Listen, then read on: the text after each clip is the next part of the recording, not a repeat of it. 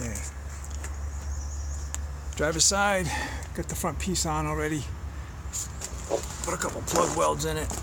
I ground out that steel plate that somebody put in here ahead of time to hide the rust. I couldn't get up in here real good with the grinder, so I left it. I cut it off nice and clean and welded it up against it. You can see I've got my 2 pieces of angle iron, this one and this one, clamped up into place. The angle iron in the front over here goes up against the trailing arm just like it does on the outside. So if I can get up here and show it to you. There's that. Right up. There you go. Going up the trailing arm right there. We'll weld that right in. We'll weld it against the bottom when the time comes. And I think I'm going to weld these two together ahead of time. Take them out, weld them together, and then put them back up into place. So the weld will be on the inside edge, and I can sand it smooth and paint it. So there'll be no damage to it, where the water can start to penetrate if it gets up inside.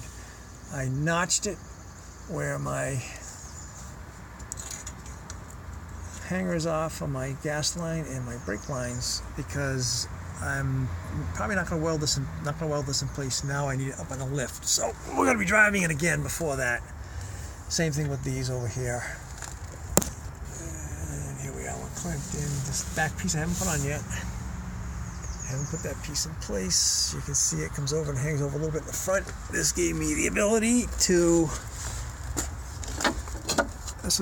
to put these on ahead of time. You can see the frame underneath it. It's not bad over here, but back here it starts to get a little holy. And this back piece back here, I haven't put that on yet. So now with this clamped up in place where it's going to go, I can put these pieces on and weld them in ahead of time, so I can get my step side back on, my step back on. And this piece here, cut again, it's bent to fit, to follow the frame, giving me enough to weld onto the angle iron here. I'll get in close, you can see there's a little bit of lip here. I'll be able to weld that later. I'll put a piece in here. I'm going to cut a little of the bottom, grind a little of the bottom of the mounts off so I can have a slightly thicker piece in here. And welding it right against the body mount and against the body mount in here will give it almost a continuous piece. Not quite as strong as we'd like, but the strength is really coming from the back and the angle iron. Over here, I'm going to weld it on the inside and then put this up into place so I can get a nice strong weld there. I don't like all my welds meeting in one place here, but it'll be fine.